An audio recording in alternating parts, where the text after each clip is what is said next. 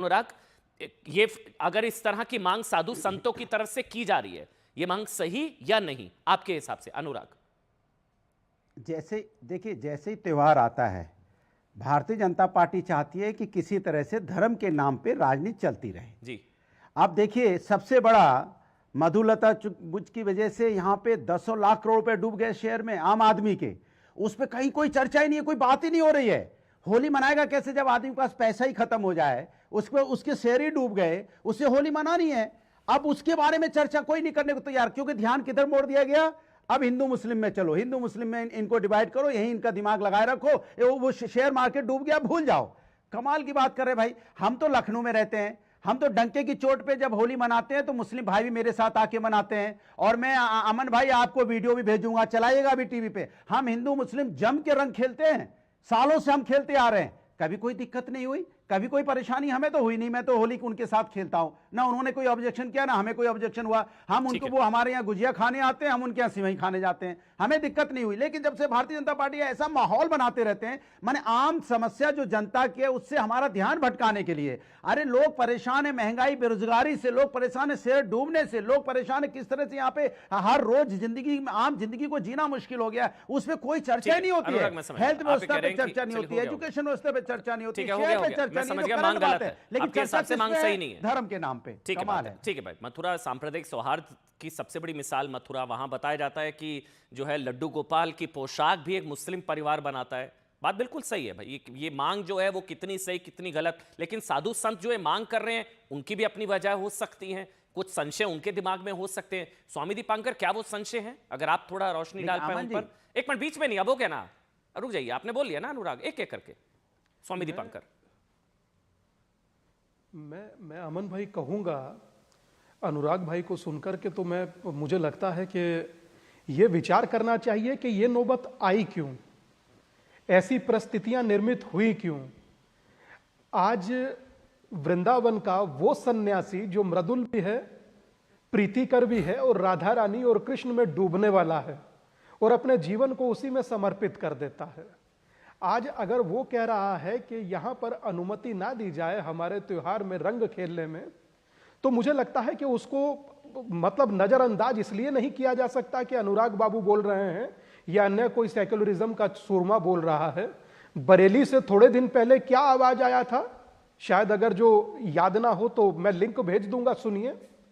और दूसरी बात रही अभी जो पीछे घटनाएं हुई हैं, चाहे वो लोनी में हो, चाहे शहर या देश के अन्य कोनों में, मुस्लिम भाइयों के यहाँ सेवैयां खाने जाते हैं, वो गुजिया खिलाते हैं, वो तो फिर ये सांप्रदायिक सौहार्द है ना, वही तो अनुराग तो वही चीज है।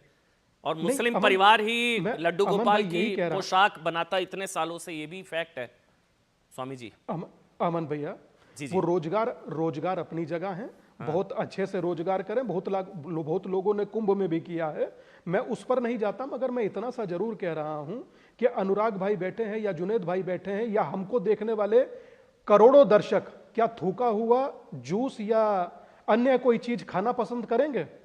या किसी एक व्यक्ति ने कभी उठ करके कौम के बीच में से खड़े होकर कहा कि ये जो कर रहे हैं इसके खिलाफ हम 1000 लोग खड़े होकर धरना देते हैं?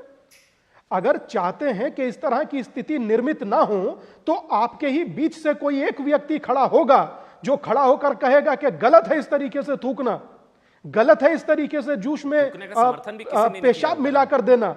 समर्थन भी किसी ने नहीं किया होगा ना। नहीं, पर विरोध ना करना आधा समर्थन ही होता है, यह याद रखिएगा। कौन सा जलूस आपका आज तक ऐसा हुआ है रामनवमी से लेकर के कावड़ की यात्रा तक जिस पर पत्थर ना फेंके गए हों? मैं खुद नहीं चाहता कि ऐसी स्थिति हो, मगर ऐसी स्थिति निर्मित हुई क्यों? ठीक है, विचार ये करना चाहिए, विचार ये करना चाहिए। जुनैद हरीश साहब बताइए, ये वो कह रहे हैं कि मन में इस तरह का संशय है तो हमको वजहों पर ध्यान देना चाहिए, और उनके भी दिमाग में साधु संतों की अपनी संशय हैं, कुछ डाउट्स हैं, इसलिए वो कह रहे हैं कि भाई इस्लाम में वैसे भी, वो बार बार कई साधु संत कह रहे हैं कि इस्लाम में वैसे भी दूसरे धर्म के त्योहारों को खेलना, क्या उसकी इजाजत है नहीं है, तो फिर वैसे भी नहीं, तो फिर मनाही हो जाए, बैन हो जाए, एंट्री नहीं होनी चाहिए। आपका क्या टेक है जुनैद हरीश साहब?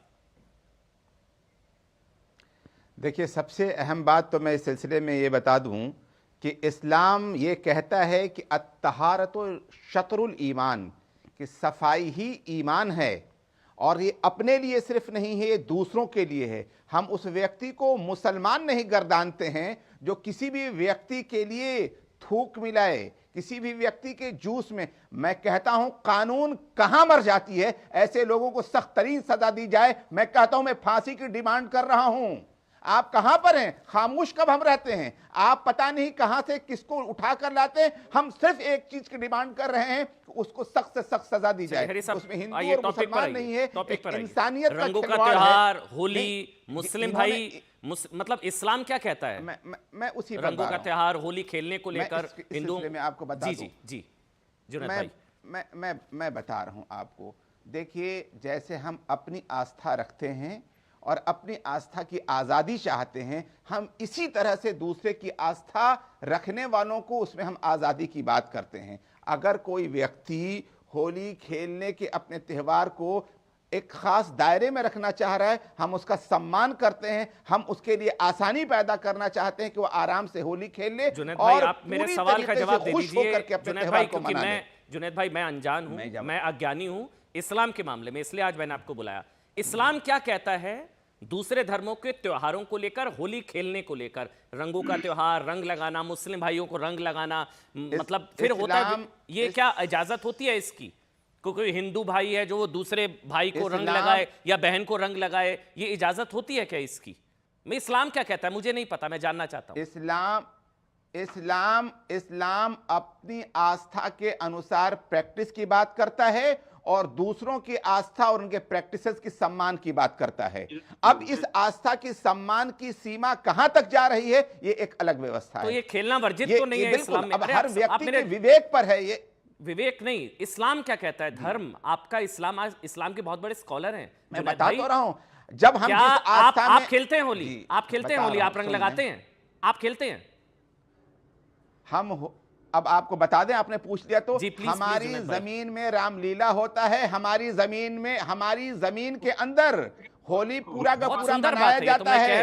लेकिन इसके बावजूद हम बहुत अच्छी चीज है ये, तो मैं इसलिए जानना चाह रहा हूं। हम आपसे कह रहे हैं हम होली नहीं खेलते हैं, आप नहीं खेलते, लेकिन हम सम्मान करते हैं।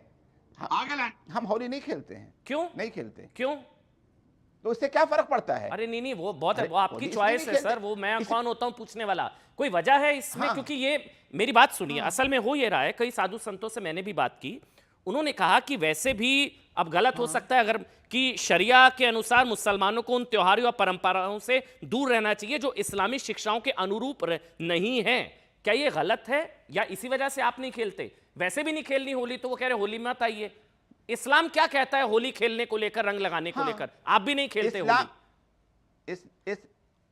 मैं होली नहीं खेलता हूं, लेकिन मैं सम्मान करता हूं। मैंने कहा अगर कोई होली खेले तो हम उसके लिए रंग खरीद करके दे देंगे। अगर हमको लगा देगा कोई होली तो हम उसका बुरा भी नहीं मानेंगे। अगर हमें कोई होली का रंग लगा देता है तो हम बुरा भी नहीं मानते। विनोद बंसल जी, नहीं बात ठीक है, बिल्कुल सही बात है, बिल्कुल लॉजिकल चीज है। सम्मान अपनी जगह, वो तो अच्छी बात है, आप भी सम्मान करते हैं, हम सब सम्मान करते हैं, यही सांप्रदायिक सौहार्द है। और लड्डू गोपाल की पोशाक तो मुस्लिम परिवार बना रहे इतने सालों से। मैं तो खुद सांप्रदायिक सौहार्द की बात करता हूं, मथुरा में तो बहुत उदाहरण होता है। आप बिल्कुल ठीक कह रहे हैं, लेकिन साधु